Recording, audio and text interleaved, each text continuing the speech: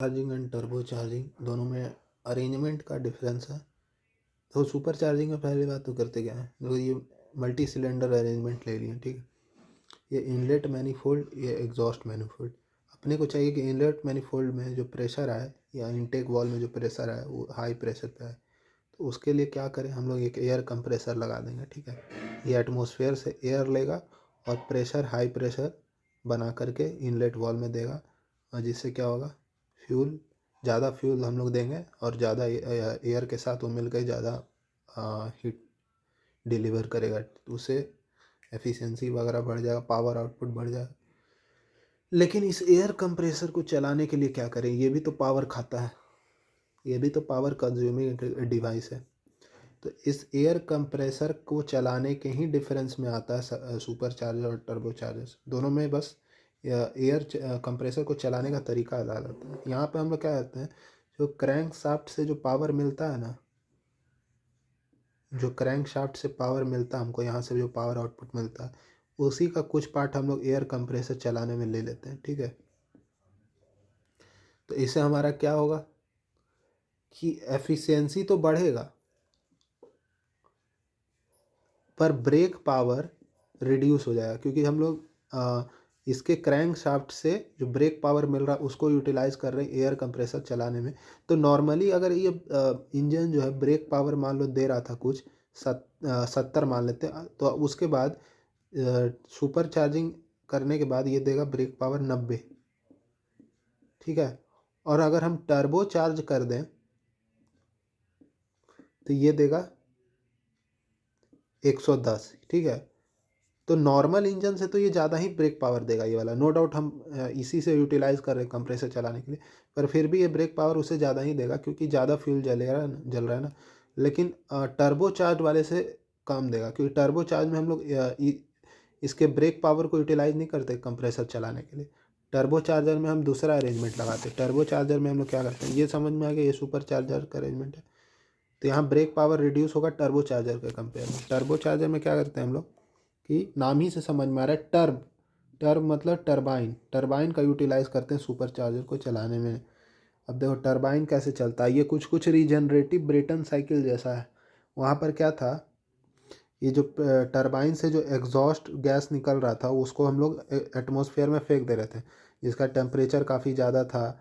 तो टेम्परेचर ज़्यादा होने से इन गैसेस के पास अवेलेबल एनर्जी होता है, जिसको कि हम लोग वेस्ट करते हैं। एक्सर्जी होता है इसके पास, कुछ कैपेसिटी टू डू वर्क होता है।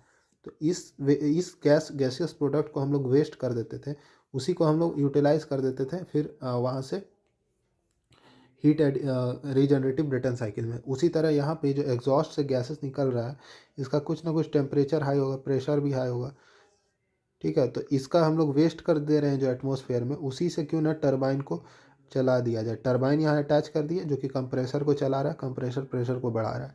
तो ये जो है मेरा जो टरबाइन जो है वो किससे चल रहा है, यहाँ से जो एग्जॉस्ट गैसेस जो बाहर निकल रहे हैं, जिनका high temperature, high pressure around 1.5 बार के करीब प्रेशर, 400 से 500 डिग्री सेल्सियस यहाँ टेम्परेचर रहता है, ठीक है। तो वो जाता है मेरा टरबाइन को चलाने के, ठीक है। तो यहाँ पर हम लोगों का ब्रेक पावर अच्छा मिलता है as compared to super charger, क्योंकि यहाँ से हम लोग पावर नहीं लिए इस कंप्रेसर को चलाने के लिए, टरबाइन एक लगाए हैं सेट, ठीक है। तो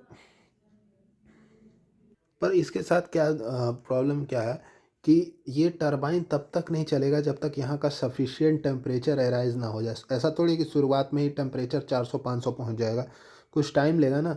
तो कुछ टाइम लेगा तो हम लोग को मतलब जो है तुरंत, ऐसा नहीं कि गाड़ी चालू किया एकदम तुरंत से पिकअप धर लिया, ऐसा नहीं मिलेगा। वो सुपर चार्जर में मिलेगा, टर्बो चार्जर में टाइम डिले लगेगा, ठीक है।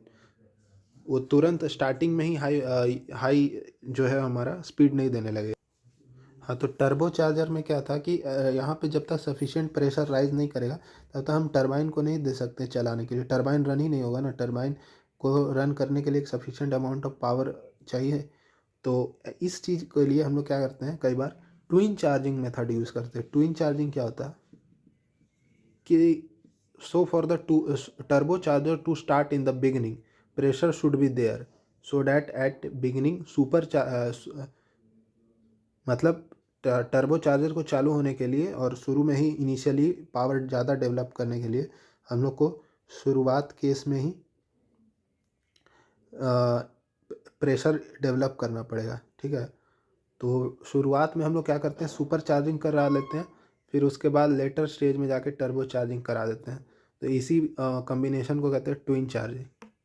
रेसिंग कार्स में हम लोग क्या यूज़ करते हैं, सुपर चार्जिंग या टर्बो चार्जिंग? टर्बो चार्जिंग कभी नहीं करेंगे क्योंकि हम लोग वेट थोड़ी कर सकते हैं फिनिशिंग लाइन पर। पता चला दूसरा गाड़ी पहुंच जाएगा, तब तक हमारा गाड़ी पिकअप नहीं लिया उतना। हम लोग को तो चाहिए तुरंत इंस्टेंटेनियसली गाड़ी ऑन करें और स्पीड बढ़ जाए।